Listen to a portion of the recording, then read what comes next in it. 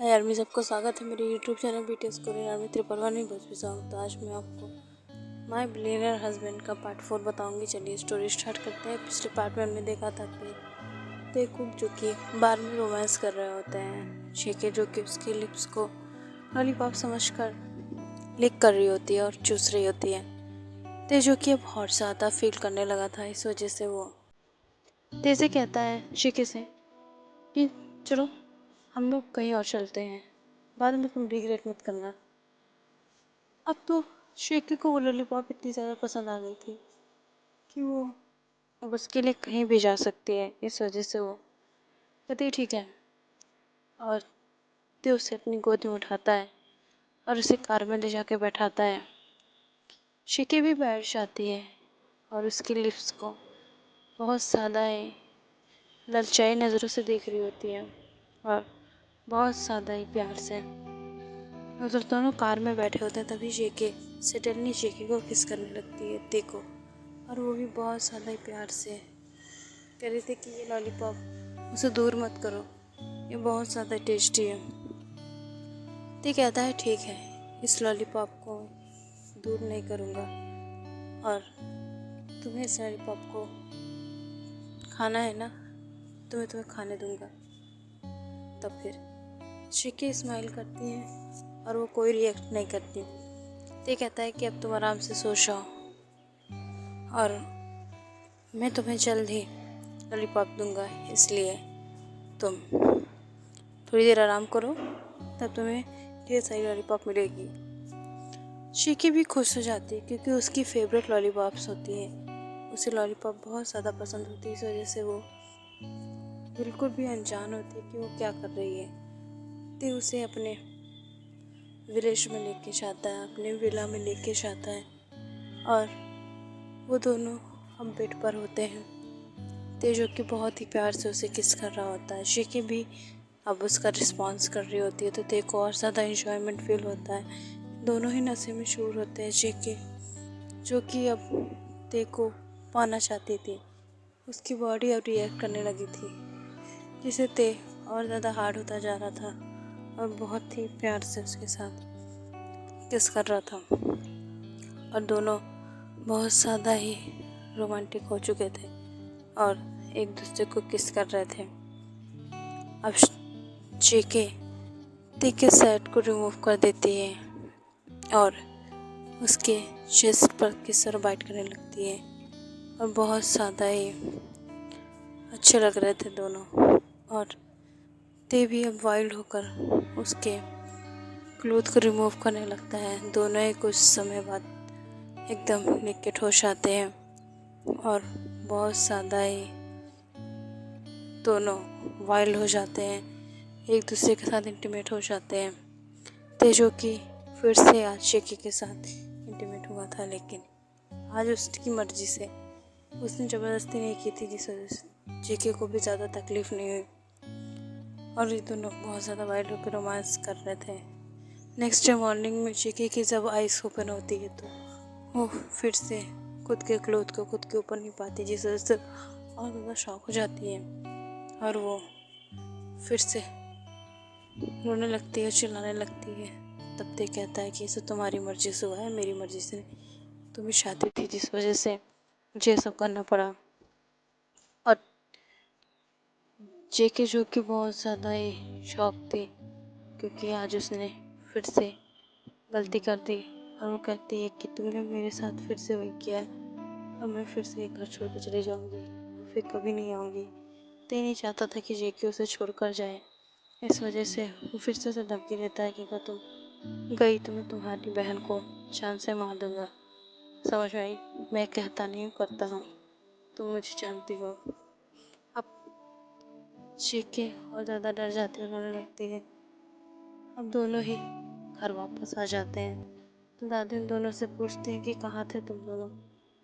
तो फिर उन्हें बताया कि हम दोनों अपने वाले घर पे गए थे जहाँ पर मैं रहता हूँ। तो दादी कुछ नहीं कहती है, कहती जा जल्दी जाके फ्रेश हो जाओ। दोनों खाना लगाती हैं और दोनों ही अब फ्रेश होकर आते हैं। चीके जो कि तेज से बिल्कुल नहीं बात करती, क्योंकि उसके साथ फिर से वही हुआ जो वो नहीं चाहती थी। अब बहुत ज़्यादा ही वो डरी होती है, उसे पैनिक अटैक फिर से आ जाता है जब वो रूम में फ्रेश होकर आती है, तो फिर से थोड़ा परेशान हो जाता है।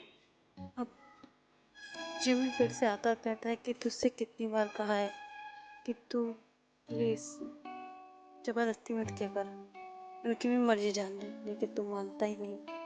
वो फिर से पैनिक अटैक आया है और फिर से वो बहुत ज़्यादा परेशान है, जैसे उनको कोई मार रहा हो, उनकी बहन को कोई मार देगा। जो कि अब जेके के बारे में सब कुछ जानना चाहता था, लेकिन जेके उससे बताने से रही और उसकी सिस्टर की लैंग्वेज उसे नहीं आती है। जिमिन जो कि उसके सिस्टर के साथ रहते रहते थोड़ा बहुत उसकी बातें समझ जाता है। अब बहुत ज़्यादा ये दोनों एक दूसरे से लड़ते रहते हैं। दादी जो कि इन दोनों को प्यार से समझाती रहती है, लेकिन ये दोनों किसी की बात नहीं मानते।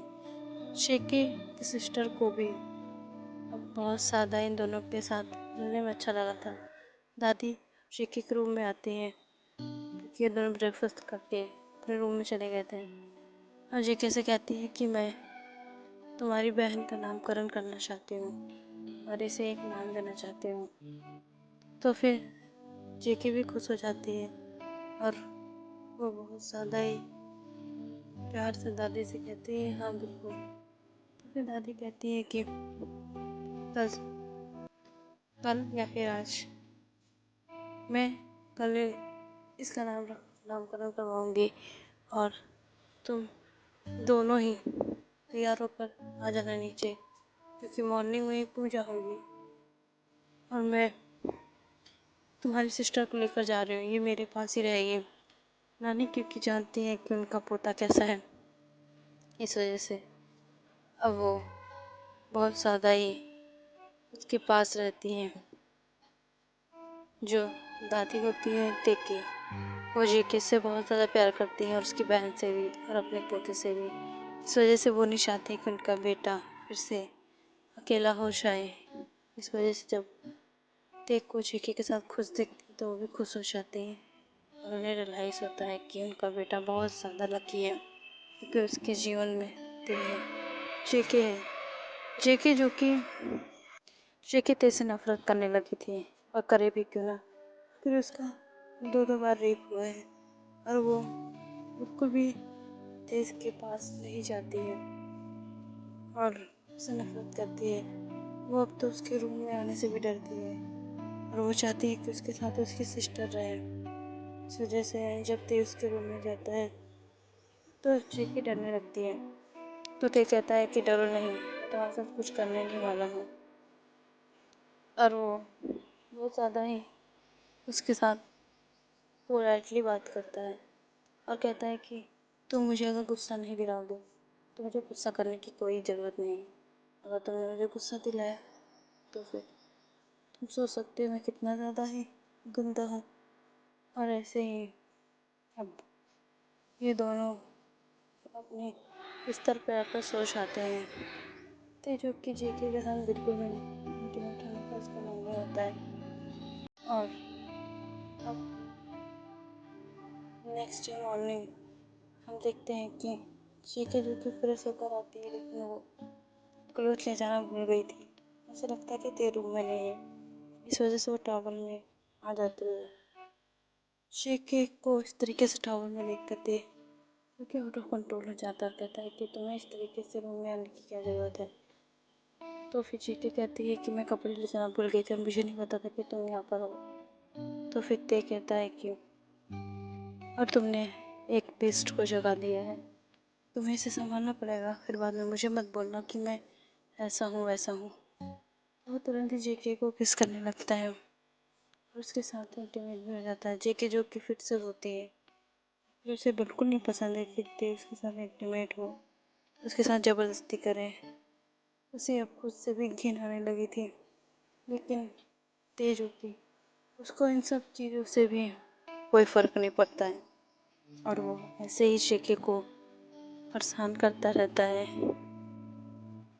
और सभी नीचे आते हैं और जेके भी नीचे आ जाती है, क्योंकि ते ने बहुत ही प्यार के साथ उसके साथ इंटीमेट हुआ था। इस वजह से उसे ज़्यादा प्रॉब्लम नहीं हुई। ओके यार, मैं इस पार्ट को मैं एंड करते, नेक्स्ट पार्ट में शानी के करते शरीर की हमेशा नफरत करेगी या फिर इन दोनों के बीच में प्यार भी होगा। ओके बाय यार, मिस सरांगे।